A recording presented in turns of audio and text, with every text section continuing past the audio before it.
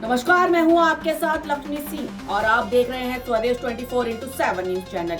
चलिए ताजा बुलेटिन की शुरुआत कर लेते हैं। दंतेवाड़ा में महिला आरक्षण बिल को लेकर सियासत गर्मा गई है। महिला कांग्रेस ने प्रेस वार्ता कर भाजपा पर तीखा हमला बोला है। वहीं मिली जानकारी के अनुसार आपको बता दें कि महिला कांग्रेस की राष्ट्रीय सचिव तुलिका कर्मा ने भाजपा पर महिलाओं को गुमराह करने का आरोप लगाया है। उन्होंने कहा है कि कांग्रेस ने वर्ष 2023 में संसद में महिला आरक्षण बिल का समर्थन किया था, लेकिन भाजपा अब इसे चुनावी मुद्दा बनाकर भ्रम फैला रही है। प्रेस वार्ता में नेताओं ने सवाल उठाया है कि जब बिल पहले से ही पास हो चुका था तो उसे लागू करने में देरी क्यों लग गई।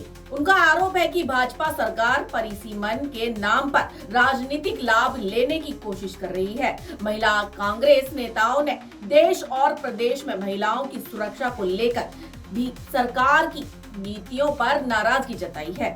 उनका कहना है कि भाजपा केवल चुनाव के समय महिलाओं के हित की बात करती है, जबकि जमीनी स्तर पर हालात अलग है।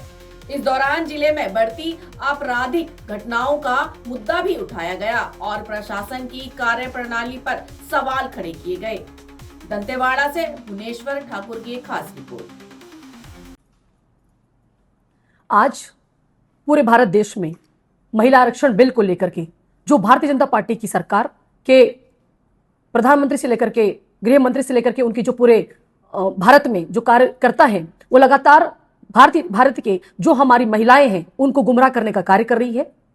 जब 2023 में लोकसभा के सदन में बहुसम्मत से पक्ष और विपक्ष के द्वारा सहमति से जब महिला आरक्षण बिल पारित कर दिया गया था, तो उसको लागू क्यों नहीं किया गया।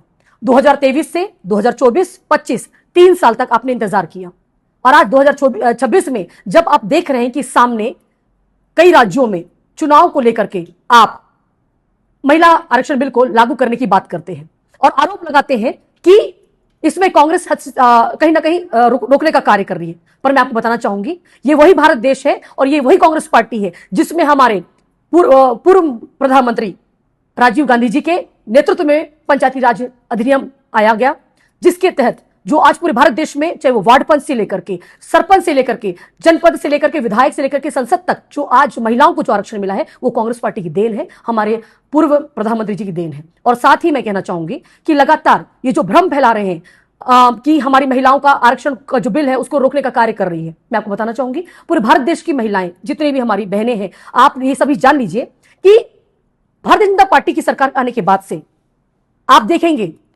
हमारे इसमें ओबीसी वर्ग, एससी वर्ग, आदिवासी वर्ग या माइनॉरिटीज वर्ग, इन महिलाओं को जो सीधे सीधे लाभ मिलना था वो कहीं ना कहीं उससे वंचित हो चुकी हैं।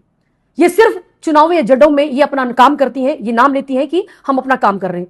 भारत आज ट्रिपल इंजन की सरकार चल रही है भारत देश में। मैं सवाल करना चाहूंगी भारतीय जनता पार्टी के प्रधानमंत्री से लेकर के गृह मंत्री से, जब हमारे मणिपुर में नग्न अवस्था में हमारी महिलाओं को, हमारी बहनों को पूरे शहरों में घुमाया जा रहा था, उनके साथ गलत व्यवहार किया गया था, तब ये आरक्षण से लेकर के इनकी सुरक्षा को लेकर के तब ये कहां थे। आपका पूरा भारत देश है, आप देश के प्रधानमंत्री हैं, उसके बावजूद भी वहां पे आप मुख्यमंत्री जो है वो भारतीय जनता पार्टी के हैं। हाथरस का मामला देख लीजिए और लगातार पूरे भारत देश में अगर इनकी सरकार बनने के बाद से आप देख रहे हैं कि लगातार पूरे देश में महिलाओं के साथ अपहरण से लेकर के बलात्कार से लेकर के केसेस कितने बढ़ चुके हैं। तो आप इस पे अंकुश लगाने का काम क्यों नहीं कर रहे हैं? आप इस पे काम क्यों नहीं कर रहे हैं? आपने आज तक आपने सोचा कि कभी महिला आरक्षण के साथ साथ महिला सुरक्षा को लेकर के कोई कानून व्यवस्था बननी चाहिए? परंतु आप लोगों ने आज दिनांक तक कभी भी किसी भी महिलाओं को लेकर के, हमारे देश की महिलाओं को लेकर के, हमारी बहनों को लेकर के आप लोगों ने कभी विचार करके महिला सुरक्षा कानून की व्यवस्था नहीं की, ना बनाया गया। ये शर्म की बात है। और जो आप जो कर रहे हैं ना कि आप ये आरोप लगा रहे हैं, वो भी जो गुमराह कर रही है, तो उसमें कांग्रेस पार्टी, महिला कांग्रेस की तरफ से हम लोग ये कहना चाहते हैं कि अगर मोदी जी इतने निष्पक्ष थे महिलाओं को लेकर, तो उन्होंने 2011 की जनगणना को आधार बनाकर क्यों ये लाया और क्यों परिसीमन को एक मुद्दा बनाया। महिलाओं की आड़ में जो आप खेल खेल रहे हैं, क्योंकि 543 पे हमारी भी मांग है आज की डेट में कि आज 543 पे आप दीजिए ना आरक्षण महिलाओं को, और कांग्रेस खुले में समर्थन कर रही है। हम तो बोल रहे हैं कि अभी लागू कर दीजिए, आप 2 घंटे के अंदर लागू कर दीजिए। जब कानून बन चुका है महिलाओं के आरक्षण को लेके 2023 में, 128वें अधिनियम के तहत में, तो फिर इन लोग इतना डिले क्यों कर रहे हैं? और उसके बाद में फिर आप जो एक अपना राजनीतिक फायदा देख रहे हैं उसमें, तो उसके आधार उसको तो कांग्रेस क्या पूरा देश नकार रहा है आज की डेट में। और उसमें फिर जो भाजपा की महिलाएं हैं वो उसमें उसका समर्थन कर रही है, मतलब वो महिलाएं भी कितनी महिलाओं को लेके प्रतिबद्ध हैं या महिलाओं को लेके जागरूकता से अपना काम कर रही है, ये तो समझ में आ रहा है।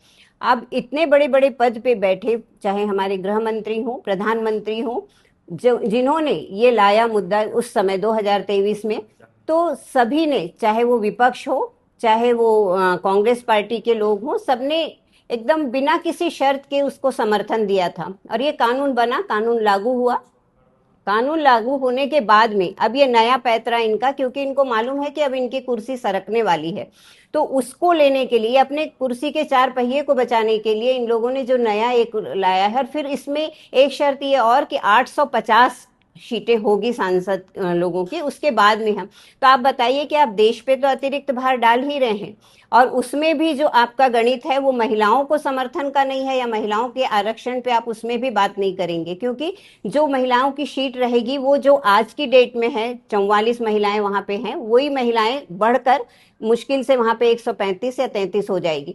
तो आपका जो गणित है वो पूरी देश की जनता को समझ में आ रहा है, और आप जो गुमराह कर रहे हैं उसमें ना कांग्रेस ने कभी आपका साथ दिया है ना देंगे। और रही बात साय सर जो यहाँ पर बुला रहे हैं कि विशेष सत्र बुला रहे हैं, ये अब इस प्रकार के कुछ न कुछ पैतरे अपनाते रहेंगे जिसका पुरजोर विरोध होगा। और हम महिला कांग्रेस होने के नाते इस बिल के बिल्कुल महिला आरक्षण बिल के बिल्कुल समर्थन में है।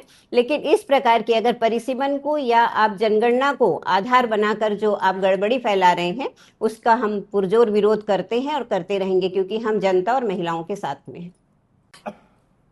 दंतेवाड़ा जिला में देखा जा रहा है कि महिलाओं के कितने सारे उनके साथ में दुष्कर्म किया हो रहा है हमारे जिले में। क्या ये भारतीय जनता पार्टी की जो सरकार है इसमें जो अभी वर्तमान में पदस्थ महिला आयोग की सदस्य भी यहाँ दंतेवाड़ा में निवासरत है, क्या यहाँ पे जितनी महिलाओं के साथ में दुष्कर्म हो रहे हैं उनकी संख्या क्या वो बता पाएंगे? ये तो महिला कांग्रेस के जितने सदस्य हैं ये अभी तक किरंदुल में हो, चाहे नकुलनार में हो, चाहे दंतेवाड़ा में हो, ये सब लग के कांग्रेस की महिलाओं के द्वारा उनके न्याय के बारे में पुरजोर उनके साथ में कार्य किया है और उनको न्याय दिलाने का प्रयास किया है। अभी वर्तमान में देख रहे हैं कि जिला में किस प्रकार से उनके विरुद्ध में हम लोगों ने महिला कांग्रेस ने कार्य किया, वो सभी जान रहे हैं। उनको न्याय दिलाने का पुरजोर महिला कांग्रेस ने उनके लिए कार्य किया है और हम सभी महिला कांग्रेस के जितने भी कार्यकर्ता हैं हम सभी मिलकर महिलाओं को न्याय दिलाने के लिए पुरजोर उनके साथ में कार्य करेंगे।